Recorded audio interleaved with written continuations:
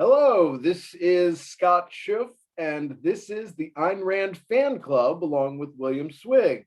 William, how are you? Good. How are you today? Good, good. Thank you very much. We met online. I consider myself a longtime Ayn Rand fan. Got into Rand around 1990. And I have my own ideas, but want to acknowledge Rand's influence. So I call myself a fan, hence the name Ayn Rand Fan Club. And I like being a fan. It's freeing, it's part of independence. No authority can tell me I'm not a fan. I know I'm an Ayn Rand fan with certainty. So I think she'd appreciate that on a certain level. How about you? You longtime Rand fan yourself? Yes, I got into Rand in the mid 90s when I was in college. A friend introduced me to a philosophy club, which happened to be run by some objectivists. And the first lecture I heard was Leonard Peikoff's Religion versus America. And that got me hooked because I was a believer in God at the time and I was kind of struggling with the ideas. And he helped me clarify my view on religion. And then I started studying everything I could that Rand wrote. I read all the novels. I started reading all the nonfiction. And maybe 10 years later, I really started thinking of myself as an objectivist. And then recently, within the last few years, I've started noticing a few minor disagreements with some of her applications and formulations. And since then, other objectivists have been trying to tell me I'm not an objectivist. So I kind of feel like I'm in the fan camp, but I do still think of myself as an objectivist personally. And No, that's the whole thing. All objectivists are fans, just by definition. It's the broader term. Right. Yeah, I mean, you kind of have to be a fan of Ayn Rand to be an objectivist. So That's right. And and I think we were talking about before, part of the motivation for starting the podcast is to open up a dialogue about her philosophy and the movement that surrounds it. I mean, the truth is, the intellectuals involved in the movement have experienced a number of disagreements or schisms, often about who's an objectivist, which I think have stifled the spread of her ideas and even turned people off from her ideas. well, I think that's true to some extent. I think people are turned off by the infighting that goes public. And I think you have a point there. I think some of it is justified in my opinion. I think there needs to be divisions, but my problem with the schisms is that they're too big. Like they create a Grand Canyon schism when it really just needs to be like a little gully where we're on opposite ridges shouting at each other, but we're basically on the same mountain. I think the problem is that the schisms are so wide that we're on different mountains and we're not communicating, we're not exchanging ideas, we're not helping each other develop. Yeah, it's the type of schism that means, they want your banishment. They just want you to be gone. They want to not think of you, as Howard Rourke would say, instead of trying to figure out, oh, here's someone that agrees, 70, 80%. Let's see what we can do to help get them over the finish line instead of saying, oh, you're not an objectivist. I don't want to talk to you anymore. Right. Yeah. And so, for me, the podcast will hopefully open up a discussion on what's next for spreading a rational philosophy based on values that promote human life and technological advancements. That's my big issue in science. And this might get into the weeds a little bit. We do also, we want to, it's nice to focus all your time on flourishing, but you have to at least identify what hasn't been working if you want to try to make it better going forward.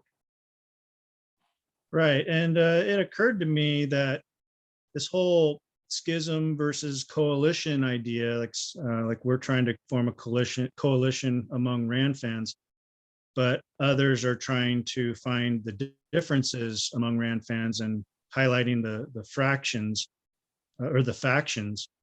This kind of mimics the idea of concept formation. We're basically finding how we differ, and then we're also finding how we're similar. And that's how you form a new concept. You have to differentiate it from larger groups or classifications of things. And then within those groups or divisions, you need to find the similarities among the items you've collected together. So I think this whole process of dividing and joining, this is a concept formation. We're forming the concept of what the objectivist movement is. Well, that's good stuff. I mean, I'm one who bristled about the schisms when I first heard about them. You know, it was kind of a top-down approach. I was called evil and immoral in my first local objectivist group, and you know, I started doing a radio show in 2000 to 2004. I was kind of the token libertarian on a left-wing station. It was my early foray into cancel culture. It was about this time I started seeing the new left as a greater threat, even though I'd hardly heard terms like postmodernism or critical race theory yet. So, you know, when I heard Leonard Peikoff in 2004 say that objectivists should vote for Kerry and shouldn't even stay home, I got angry, and I kind of backed away from the movement for many years. I started following the movement a little more after the 2016 election. I'd heard Yaron Brook was a never Trumper, and he was kind of running the movement by then. And, you know, I'd heard Yaron's comments about Trump supporters or apologists not being real objectivists and being fifth column objectivists. And so, you know, what we'll do is actually play that clip of Yaron saying that if you're a Trump supporter or apologist, that, you know, you can't be a real objectivist. And speaker, let me just say, those of you who are apologists for Donald Trump, please never use the word objectivist associated with yourself, because you cannot be objectivists. You are not objectivists if you apologize for this guy. You know, that is Yaron basically saying, depending on how you interpret that, if you know, and to be fair, he did come back and say that he was just talking about apologists. But what I believed, and what many other people believed, was that he was talking about basically Trump supporters. And you know, it ends up to where he's basically, it depends, if you know, if he's not clarifying himself, he's basically saying that half the population can't consider themselves objectivists. Yeah, he's trying to create a divide between objectivists and Trump supporters, but he does it in a way that misuses the word apologist. And I think that is one of the things he noted later on, is that he doesn't really know what the word is, how to use the word. So he's trying to say anyone who excuses everything that Trump says can't be an objectivist. Well, nobody does that. Right. Nobody tries to excuse everything Trump says or does. You know, I think he didn't like Trump. I mean, he said that he thought that Trump was the end of America. And now, to be fair, you know, he did actually try to clarify those comments. Here is Yaron actually clarifying those comments. One, you say that you meant apologists and not Trump supporters as the fifth column, yet the implication remained for months. Could you have been clearer? Oh, I'm sure it could have been clearer. Although if you followed me for months, I think it was quite clear. I think people who listen to the show on a regular basis and who are willing to be objective listeners of what I say understood. When I use the term apologist, and I actually use the term apologist, and I use the term apologist not like some people are quoting the dictionary, apologist is people who support or something like that. And I explained it at the time. Apologist means people who will justify anything he does, anything, including, for example, the hugging of, you know, the friendship between him and the brutal dictator of North Korea. Everything he does was being supported. That's what I said apologist meant to me. Now, maybe I used the word inappropriately. Maybe I used it wrong. People could have corrected me, but I clearly described what I mean by it. So in that sense, I don't think I could have been clearer. But yes, my hostility to Trump and to the people who show up on my chat who are Trump supporters was intense, and I can see why people interpret it wrongly. But I tried often, repeatedly, to clarify what I meant, and I think some people got it and some people didn't. You notice how much he relies on his chat. Yes. So he's basing his view partly on the collective effort of his chat room to convince him of things. So it's not really an objective measurement of what a Trump supporter is. He's dealing with anonymous people, sending him chat room messages, and that's his version of what a Trump supporter is. I mean, it's a fine line between things getting intense and letting the people in your super chat get you a little bit emotional to where you say things that you end up kind of, taking back. I mean, I don't remember the part about him saying it was okay to be a Trump voter until after Dr. Peikoff's contribution became public in June or July of 2020. And those fifth column comments were made about a year earlier. And I mean, ultimately, the distinction about, voting for whether or not he was talking about apologists or whether he was talking about, and here's Dr. Peikoff in his own words, where it obviously wasn't clear to everybody. I'm not arguing, but I heard somebody say no objectivist would vote for Trump, and I'm still steaming over that. So I'm trying to publicize the fact that whoever said that is crazy. In fact, it was Leonard Peikoff's contribution to Trump that really gave me renewed hopes for Rand's ideas as the only real counter to postmodernism. I mean, whether or not Dr. Peikoff made the comment in reaction to thinking someone said you can't be an objectivist if you vote for Trump, to me, this was an incredible act of moral bravery for an 87-year-old man. It would have been the easiest thing in the world for him to keep his support for Trump quiet, especially with most at ARI seemingly, who wanted Trump to lose, the tax-exempt non-endorsements notwithstanding. But to me, it was also Peikoff rejecting the assumption of many objectivists that his dim hypothesis meant to always vote for Democrats, as some objectivists seem to believe. It means that Peikoff is able to see the threat of the postmodernist left. And if he can see it, maybe we can change the minds of others in the movement who can't or refuse to see it yet. Yeah, I hope we can. I think the main thing here that jumps out at me is just the drama that is created by Dr. Brooks' hot takes. I mean, he goes off on rants and doesn't really check his facts and doesn't check the dictionary definitions of words and causes all this confusion among his listeners. And then he doesn't double check, whether his position was correct. So then it takes like a year for someone to convince him that he made a mistake. And then you get some sort of clarification.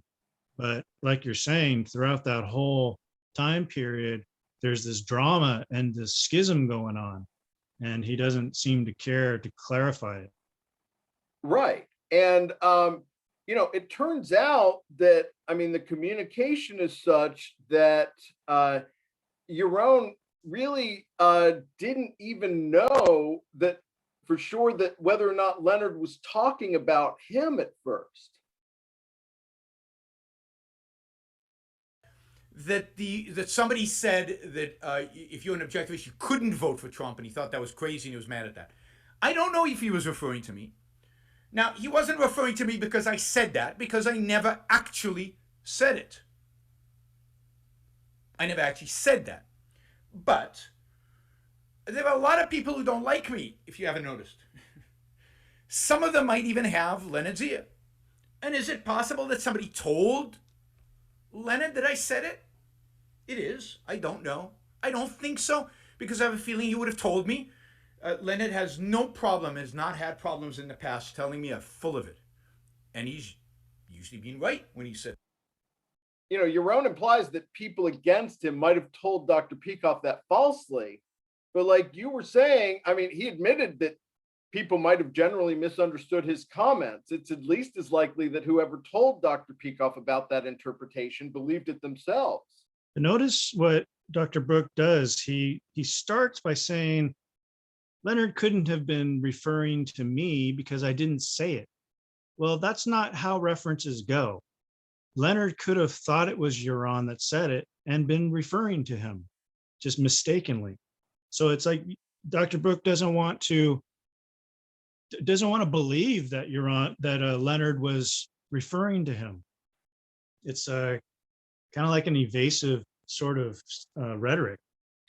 Yeah, I do think there's definitely an evasive style, just because, and on some level, he truly wasn't sure. But it turns out later from another question that we found out that Leonard was talking about these comments. So are you still in speaking terms with Leonard Peikoff? Yes, I am. We're friends. We're good friends. He criticizes me sometimes. He disagrees with me. I disagree with him. That's not going to change the fact that we're friends. Somebody told him that I said something that I didn't actually say about people who support Trump. I clarified it with him. I told him what I actually said, and he said, no problem. I was really pissed off because I thought you said X. I shouldn't have spoken about it before speaking to you. I apologize. We're all good. That's what friends do. So that was back from November. I guess he just considers it's all squared away, not the fact that, Yaron made those fifth column comments in 2019, like you were talking about. How long did he believe that of Yaron? Probably a long time. It sounded like he was holding it in for a long time, because he said he was steaming about it. Like his kettle's been on the burner for a long time, just steaming. Exactly. And this is what happens when you live for the hot take position. Like you live stream every day, and you just stream of consciousness your ideas online, and you don't really chew it. Ayn Rand was big on chewing ideas, mulling them over, thinking about it critically for a long time before she'd put a position down on paper or speak about it. Now we've got a bunch of objectivists who are online spewing any idea that pops into their head. Yeah, I do know what you're saying. I think that people, when like Yaron doing a show every day, he's just kind of reacting, and sometimes it almost seems like he's taking every side of an issue just to kind of be covered. And I don't mean that to say he's being dishonest. It's almost just more like, generalized predictions.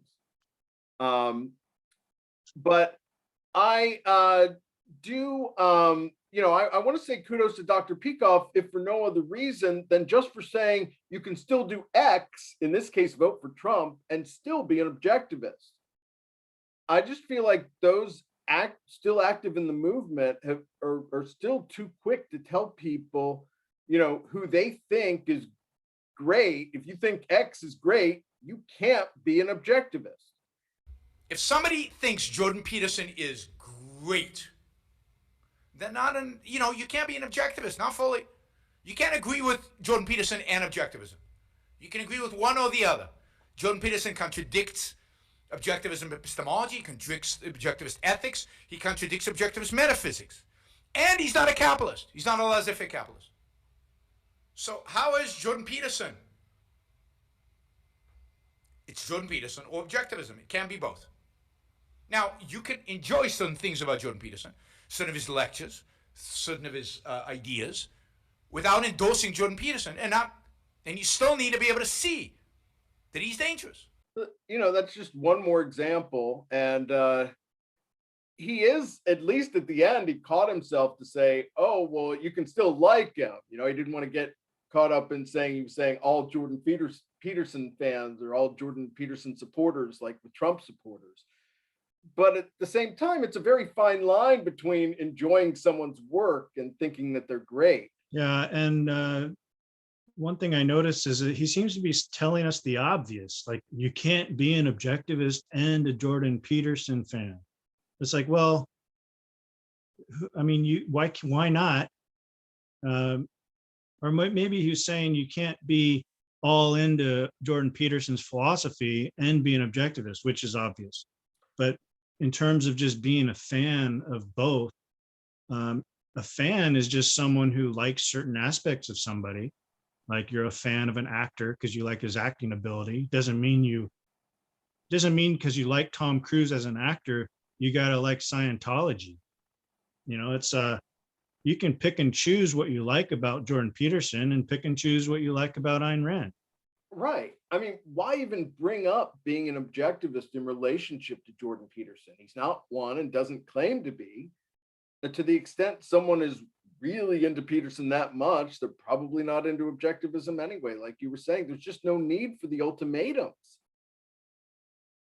I know from other shows that Yaron is angry that Peterson has converted people back to religion. And on one level, I get that, and that's Peterson's thing. He happens to be religious. Same with Prager, we can still be allies with them on specific issues, even if everyone is still going to try to persuade people to their own way. And objectivists have a right to say, oh, we want to focus on the cultural issues and the longer term stuff. But, you can't then be upset at other people who've decided to actually try to live and make changes in the real world. Another thing that I think is important to mention about Jordan Peterson is that ARI invited him to OCON in 2018. That's right. And during the run-up to that conference, Dr. Brooks said that it would be interesting to see the interaction between ARI and Jordan Peterson. And he was saying, like, we don't know how it'll go, so it'll be interesting to see what happens. And he seemed to have like an open view of conversing with Jordan Peterson. And it seemed like the purpose of bringing him to OCON was to have a conversation and to debate him.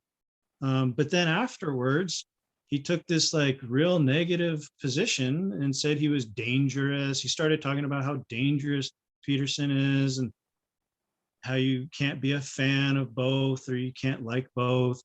And so it's like the premises for the movement, like talking to other people, seem very confused. Like why does Dr. Brook want to talk to these people? Is it because he wants to have conversations and learn and have objectivists interact with non-objectivists? Or is it because he just wants numbers, or he wants subscribers? He keeps talking about subscriber counts and he's just trying to appeal to their audience and pull people from their audience into objectivism. I think the whole purpose of the movement, in his view, is to take other people, people from other movements or philosophies and bring them into objectivism. And that's like the negative view of it. I think the positive view is you just want to send your ideas out. You want to communicate your ideas to other people, and you shouldn't be focused on trying to like steal people from other movements. Well, I mean, it's a type of competition. I mean, I don't necessarily, I get what you're saying, but I don't, I mean, a healthy objectivism would be aspiring to do that. Or it's just more that you're kind of focusing on, doing great things and people just want to join by example. Right. That's another way of attracting them to your movement. But that's another focus on yourself. Like, so you're focusing on creating values within your own life, and then that'll attract people to your culture. Right. But As opposed to part of trying to be what the audience wants you to be. And, you know, to be fair, I mean, there are things I like about your own. For example, he made some great comments about life extension, which is really my big issue. I've got this clip right here. The potential for life extension is stunning in terms of what is potentially possible in the next to achieve in the next 10, 20, 50 years. AI and robotics will increase, will dramatically improve healthcare, will dramatically improve, have the potential to dramatically improve our lives. But here, even with Yaron's great comments on life extension, we still get back to who is a real objectivist, or who we should or should not collaborate with. Because just before that clip, he's actually praising Peter Diamandis, the co-founder of Human Longevity with Craig Venter from the Human Genome Project. They are funding the science behind it. And, you know, he praises Diamandis in an unguarded moment that I actually really appreciate. I listened to, I saw a talk recently by Peter Diamandis. I don't know if you guys know Peter Diamandis. He wrote a book called Abundance, and I read the book too. And the book is really interesting, and the talk was really interesting. And I'm so jealous of Peter and others like him in Silicon Valley, because he is so optimistic. And, you know, good for Yaron for appreciating optimism. And I think life extension is a key to more optimism. But Peter Diamandis was the headline speaker at the Atlas Society Gala last year. Obviously, he's a rational individual with life-promoting ideas and shows the positivity of the Atlas Society in promoting ideas. But what are the rules for these schisms? Is someone supposed to go and set Diamandis straight? Because, I mean, Yaron has described Atlas Society as frauds, explaining that it's mostly because they claim to be objectivists. But it's just a wrong attitude for people who aspire to be objectivists, and part of why I don't even bother. I'm quite happy to be a fan without all the strings attached. Yeah, notice that he uses another word that we might differ on. He says he's jealous of Silicon Valley. And that's not typically a word an objectivist would use in the positive light. It's hatred of the good for being the good. It's like envy. So that's true. That's why I was calling it an unguarded moment. I mean, I don't think he truly wants Diamandis to fail for his own good. I think he truly was happy that Diamandis, but, you know, it's like, does he, you know, what are the rules for these schisms? Does someone now have to go and tell Diamandis what he has to do to be a proper objectivist? But clearly someone needs to approach him and tell him he's on the wrong side of objectivism. That's right, or that he shouldn't even be associating with other people who call themselves objectivists, but he doesn't think are. Here's another example from a few months ago. It's Yaron discussing his own achievements during his tenure at ARI, and one of those things being his interview with Lex Friedman. With the achievements, if you look at how globalized objectivism has become, to the point where book sales outside the United States match book sales in the United States. You know, when you look at the fact that somebody like Lex Friedman, you know, follows our work and does an interview which reaches 150 something thousand people, or a Dave Rubin or a Ben Shapiro, that doesn't happen by accident. It happens because of the hard work of people at the Institute and the effort put in to get these ideas out. So one of Carl Barney's recent charges is that Atlas Shrugged book sales have been down since 2011, but he phrases it in kind of a nicer way that international book sales have now matched domestic ones. And he brings up interviews with Lex, Dave Rubin, and Ben Shapiro. I think those are two older interviews. And they were with him. Did they really want to interview Yaron because of the work at others at ARI, like he claims? No, it's because he's the face of ARI and maybe still their most charismatic representative. Well, regarding the book sales, I'm not sure it's a positive that the entire world only sells as many as the books sold in the US.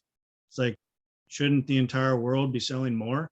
It's mainly that, I mean, I don't want to quibble about that, but we know that book sales have been down generally overall since 2011. And I think he was trying to put a positive spin on that, which I don't mind, but it really, the thing is, then Lex himself shows up. And I mean, you can see that Yaron is just, I mean, clearly very happy about it. Oh, look, Lex is here. Lex is on our chat. Hey, Lex. It is great to have you here live with us. So Lex Friedman, who just did that interview with me, one of my, if not my favorite interviews. And then Lex asks Yaron whether Jimmy Wales, the co-founder of Wikipedia, is an objectivist. And he kind of goes back and forth about it. All right, I'm going to take Lex's question because it's Lex, so he gets priority over you guys. Lex asks, folks tell me Jimmy Wales, co-founder of Wikipedia, is an objectivist. What are your thoughts about Jimmy Wales as an objectivist? So first, I don't know if he's an objectivist. I don't know if he would call himself an objectivist today or if he wouldn't. He certainly years ago did call himself an objectivist, but I don't know about today. It'll be interesting to ask him, do you consider yourself an objectivist? And my guess is yes and no, that he wouldn't commit himself to being an objectivist. But I don't know. I'm not sure. It would be an interesting question to ask him. I think he has certain views, and I'm not an expert on Jimmy Wales, and I haven't followed him particularly not in the last few years, that I don't think are necessarily always consistent with objectivism. But there's no question Jimmy Wales was heavily influenced by Ayn Rand. Heavily influenced by Ayn Rand. And he considered himself for a while to be an objectivist, and maybe still does, I don't know. To what extent has he dug deep into the philosophy? To what extent is he an objectivist, or does he understand the philosophy co-objectivism? I just don't know. So that, has he dug deep comes up again. But, it's that whole, it's just going back and forth and even letting his super chatters kind of help him determine whether or not this person that he admits he's not following qualifies under his definition of objectivist. What I notice is all the speculation. Like, why does he feel the need to speculate? He says, my guess is that he'll say yes and no. I am an objectivist. You really think he's contradicting What is Wales going to say? I am an objectivist, but I'm not. This is like, even the answer doesn't make sense. Wales isn't going to say yes and no. That's not what you say when someone asks you if you're an objectivist. So I don't understand the speculation, the need to speculate on some question of someone's personal view of objectivism. I mean, that's for Wales to answer. And you just say, look, I don't know. That would be an interesting question to put to Mr. Wales. Yeah, exactly. And the thing is, after going back and forth about it, he still then lets someone in his super chat make the determination that he's not, in fact, an objectivist, even though he describes himself that way. So Rob Stubblefield, who knows these things because he knows people more, some of these people better than I do. He writes, Lex, Jimbo Wales was never an objectivist, though he once ran an email list on objectivism. And I think he's definitely will say he was heavily influenced by Ayn Rand, but I don't think he ever studied the ideas, the philosophy, and dug deep into it. He never reached out to the Ayn Rand Institute. He never tried to cooperate with us. I know I tried to reach out to him a few times, but to find out what the deal was, and he never really communicated back. So I don't know him, but Bob says he was never an objectivist. I think that's probably right. Again, he probably considered himself one for a while, and he definitely considered himself influenced by Ayn Rand. All right, that was not a very clear answer, but it's the best I can do. So that's winning new hearts and minds. Yeah, and if we can go back to the question of Rubin fans versus Shapiro fans, I think it's important to note that Shapiro fans are probably already into Ayn Rand, or they've heard of her and have a kind of a positive view of her because they're conservatives.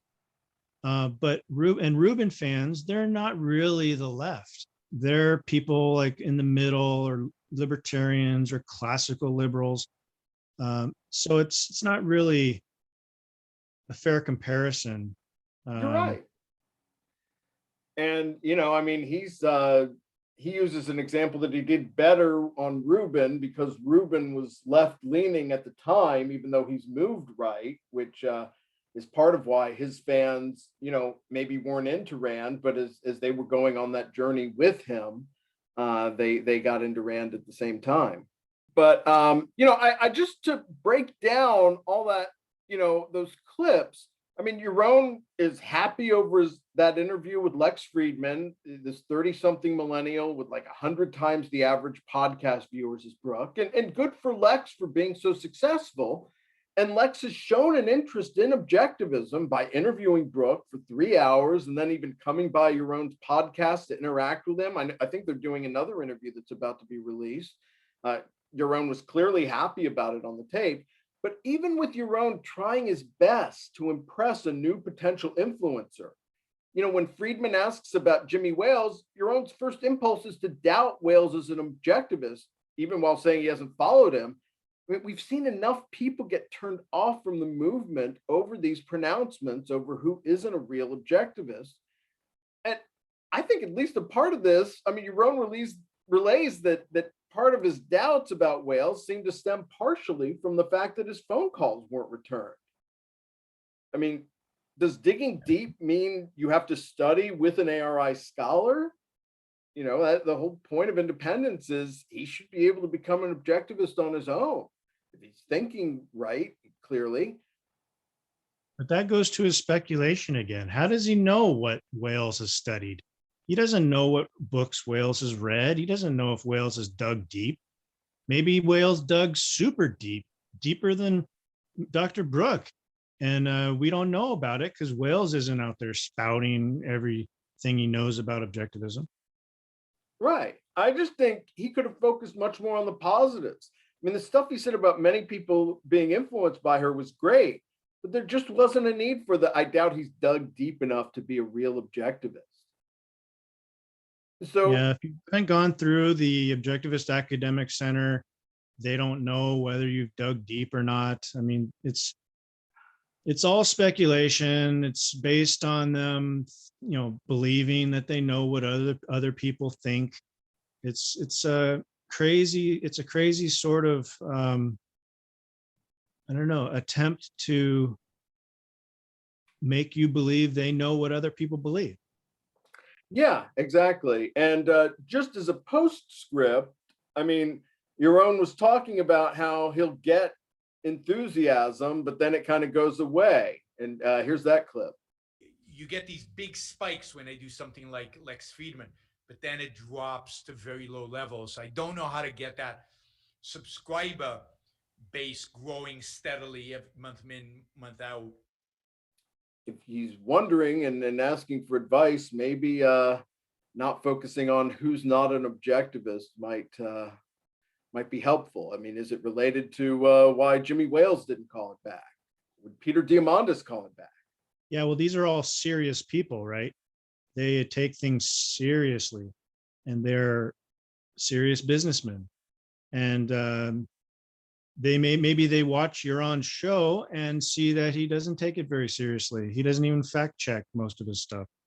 He's a stream of consciousness, hot take, makes a lot of errors. And then when you call him out on those errors, he doesn't respond usually. unless you make a big stink with a meme. And it's a problem because he wants a quick fix with the numbers. He wants to get a lot of subscribers, and then he thinks that'll bring about more views and people watching his show. But that's not really how it works. I mean, you watch the top podcasters and they work on content. They got their style, their content, their fact checking, all the video and audio quality is just perfect, is good. And I mean, I can think of some exceptions like Styx Hexenhammer. He just throws on his webcam and starts talking. But when you look at people like Joe Rogan or anybody who's really successful, they've got a fact checker sitting there. They got someone in a booth looking things up online and making sure they're not making a fool of themselves. Yeah, absolutely. And, I just wanted to say for people that think we're being too harsh with Yaron, I mean, the truth is that he was actually recently on a show lamenting that in his position that he can't get honest, objective criticism. This way, I value criticism when it's rational, when it's appropriate, when it takes into account the proper context of knowledge, among other things. Then I love the critic. One of the biggest problems I have in my position is that nobody criticizes me. I mean, I give him credit for being honest enough to acknowledge that. I actually ended up seeing a follow-up question where somebody asked Yaron if, in fact, that all of that was because of the history of schisms within the movement. You said people at ARI aren't critical enough of you. Could that stem from a past of schisms where those remaining are less confrontational? No, I don't think so. I don't think so. I do think it stems from, to some extent, a past of people who didn't take criticism well. I do think it stems from a certain sense of respect for authority a little bit. There's just a lack of culture in objectivism of internal criticisms. Why that is, I don't think it has to do with schisms, because the schisms were all justifiable. There's a lot of criticisms that don't rise to the level of schisms that should be practiced and haven't been practiced. And you know what? For reasons I'd rather not discuss here, but I hope that culture will change. He is asking for objective criticism, and hopefully we can help encourage that culture to change. I'm now curious about who he thinks didn't take criticism well. But the main thing is all the schisms were justifiable. I mean, there's something going on with Carl Barney and Craig Biddle right now. They're still funding other objectivists. Was that schism justified, even though there's still people at ARI that are allied with them? We'll have much more to say on that in future episodes. The question of whether people are criticizing Dr. Brook is an important one to dissect, because he just throws it out there that nobody criticizes him. He wants us to take it for like face value or something, but that's not right. He's got internal criticism from Andrew Bernstein. He's got criticism from Carl Barney. I mean, he's got criticism, but the problem is he doesn't take it seriously. Like he'll live stream an episode with a debate, but he doesn't write an article defending his position. So it's not like he's lacking criticism. It's that he doesn't take it seriously. Right. He said he wants it to be thoughtful, which he can just dismiss anything is not thoughtful enough. Well, Andrew Bernstein isn't thoughtful enough. So, I mean, he's got plenty of thoughtful objectivists who have been criticizing him for years. So it's just, and they've been doing it in print. They've been doing it on his Facebook page to his face, but he doesn't respond to a lot of the really good criticism. He's not a writer. Like he needs other people to write for him. So he's a speaker, but when it comes to criticism, he could sit down and think about it, and he could come up with some logic to defend his positions, but we don't really get that from him. He doesn't respond like in a serious way to his critics. Yeah, and I mean, he says that almost self-effacingly, that he's bad about responding to emails and stuff, and that he has Don Watkins around as his kind of writer. What I'm more concerned about is that more that he's said that someone asked him questions about like 100-year plan for objectivism, and he seemed to be fine with that. He just didn't seem to bristle enough at that motion. He seemed to embrace it almost as a way of saying we couldn't expect it in our lifetime. Yes, I do think in terms of 100-year plans. I mean, I think you have to, if you're running, when you're running an institution that that is responsible for preserving her philosophy and for spreading it and educating people about it and teaching people about it, you have to think in those terms, because you have to think about what's it actually going to take. And if you think about what's it actually going to take, then it's obvious it's not going to take a few decades. It's obviously not going to take short term. So what are we going to have to do today so that over the next 100 years, things comes about?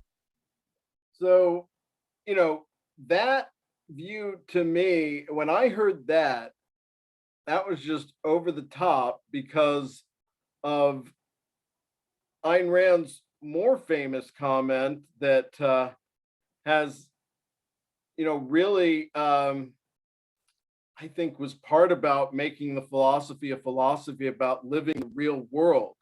And here's her in her own words. The world you desired can be won. It exists. It is real. It is possible. It's yours. That's just, where we're at. That I don't want an objectivism that is waiting for, Atlas to shrug and for, clawing out of dark ages that I just don't think we have to get into. Yeah, the 100-year plan or idea is very speculative, but that's where Dr. Brooke lives. I think he's actually said he lives for the future. He lives in the future. He doesn't really have a good memory. He said he doesn't focus on the past, and which is interesting because the former leader of the movement, Dr. Leonard Peikoff, was very much into studying history, and he wrote a book on the history, of the Nazi movement and how it relates to our situation today. So I think you need to be able to study history, remember what you've done in the past and what other people have done, and have this comprehensive view of life. You have to know what happened in the past, you have to know what you're doing now, and you have to have some vision for the future, but it needs to be your future. I mean, the objectivist movement could last 100 years, it could last 1,000 years, it could peter out in 10 years. We don't know. We don't know what's going to happen, but we can know what our vision is and what we want to happen. And I think it should be something a vision should be something you formulate for your own life. And maybe that's the problem with the objectivist leadership right now, is that they're not really focused on their own life. They're focused on 100 years from now. And I don't really care about 100 years from now.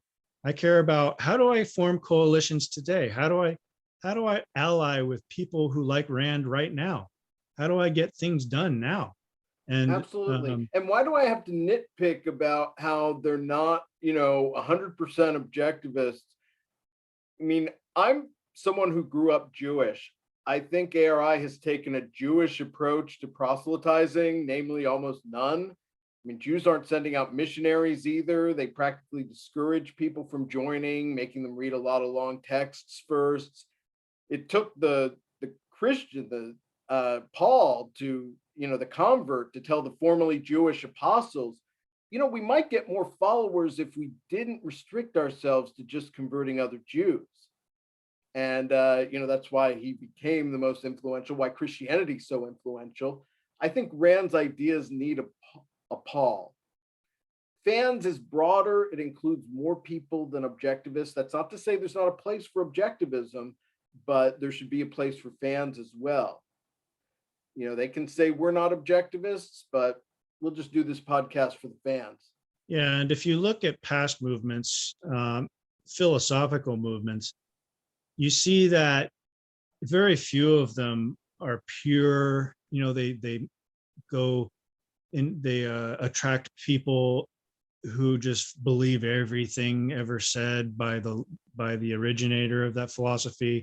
What happens is the good parts of the philosophy, the ones that are proven true, get disseminated and spread into other movements or other groups of people who don't believe everything Rand ever said, and or Aristotle or even Kant. People rarely believe everything Kant said. You don't have pure Kantians, you don't have pure Aristotelians, you don't have pure Platonists. So you're not going to have very many pure Randians because there are flaws, and the system is not complete. So you're going to need to develop her ideas into a new version of a correct philosophy, a new version of something better. Yeah. And I think that's what we need to focus on, is like figuring out what's true and passing it on to other people, and trying to convince them that these are the true things I have to say based on objectivism, and you should adopt them. Absolutely. And, you move the ball forward. You may not be able to convert someone from Christianity overnight, but you get them into Rand and appreciating reason and logic, and you go from there. It's a process. And you don't just say, oh, I'm not going to talk to you until you convert to atheism. Yeah, the only people I wouldn't talk to these days are probably leftists, because there's no foundation of agreement. They don't even believe in objective reality, half of them. It's right. It's a neo-mysticism of believing, the blank experience, blank being insert whatever identity group helps be wielded as a weapon.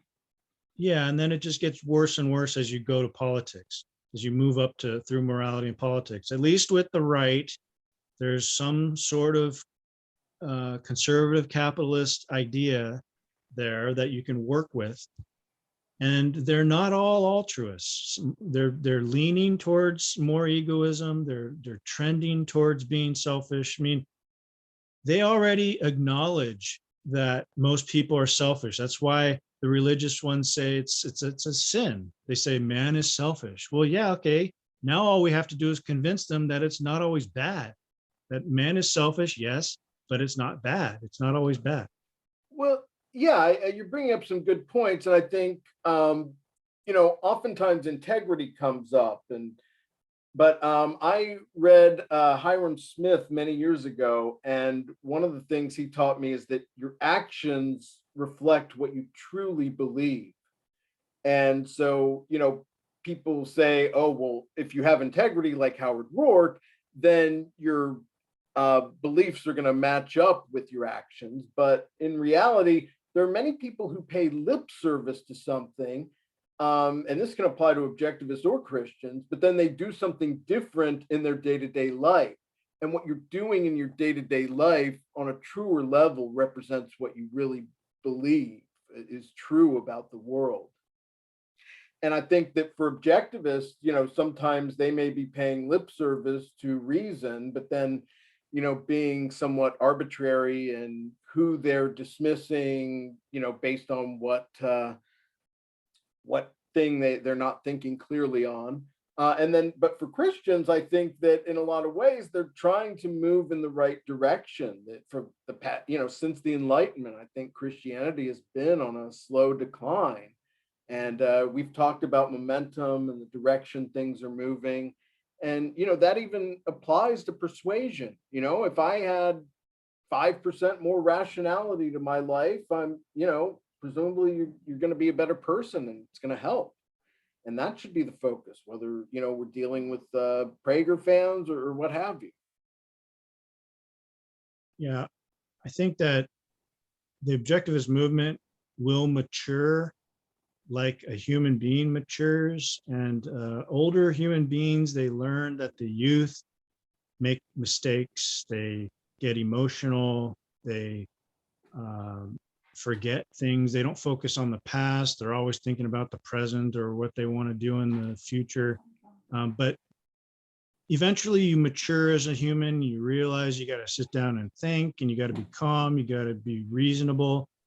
That will happen with the objectivist movement as a group of people. It'll develop, the ideas of the movement will develop, and you'll get this more calm and rationalist view, or rational view of what the movement should be, like what we should be. And I think what we'll decide is that we should be a group of people who like Ayn Rand, basically more of fans and less of just orthodox objectivists who believe Rand didn't make any mistakes. You get it. And we're going to be talking about lots of these issues going forward. I think we talked about some good stuff today. We're going to try to even get some big names in the movement on. And, I look forward to going down this journey with you. Great. I appreciate it. It was fun talking to you. Good. This is, by the way, if you'd like to reach us, I'm richbrilliant@hotmail.com. I'm Mr. Swig at gmail.com. Right. And that's spelled out MisterSwig, Mr. Swig @gmail.com. So good. Rich Brilliant was my old radio name in Kansas City. So enjoy that.